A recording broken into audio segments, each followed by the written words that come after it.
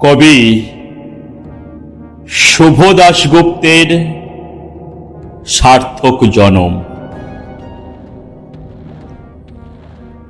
যে ছেলেটা চায়ের দোকানে এঁটো কাপ ধুচ্ছে রাস্তার ধারে, তাকে ডাকুন, তার কানে কানে বলুন, সুজলাং মলয়জ শীতলাং। হ্যাঁ, বেশ সুন্দর করে বলুন।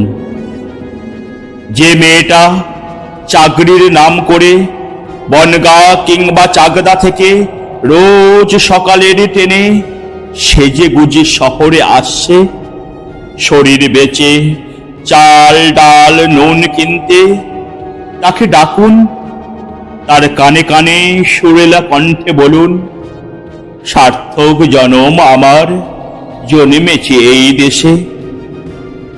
যে ছেলেটি লটারির টিকিট নিয়ে দরজায় দরজায় ঘুরছে আর বলছে, বিশ্বাস করুন আমি ভদ্রলোক, আজ 10 বছর হলো আমার কারখানা বন্ধ, লক আউট, তাকে ডাকুন, তার কানে কানে বলুন, বলো বলো বলো সবে, শত বিনা বেনু রবে, ভারত আবার জগৎ সভায় শ্রেষ্ঠ আসন লবে।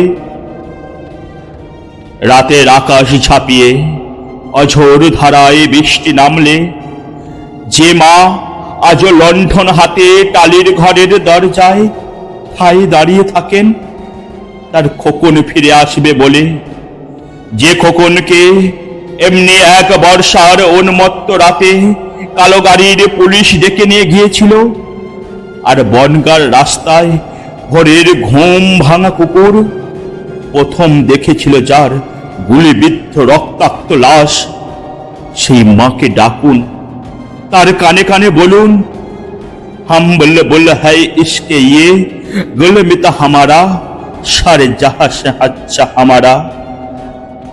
সবাইকে সবকিছু বলা শেষ হলে শুনশান শীতের রাতে 5 মাথার মোড়ে ঘোড়ায় চড়ে বসা সেই মহাবিপ্লবীর পায়ের সামনে ধীরে ধীরে এগিয়ে যান।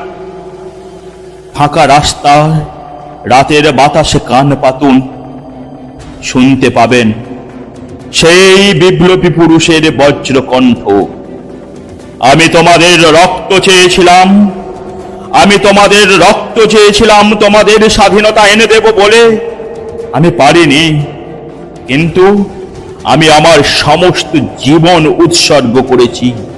আর তোমরা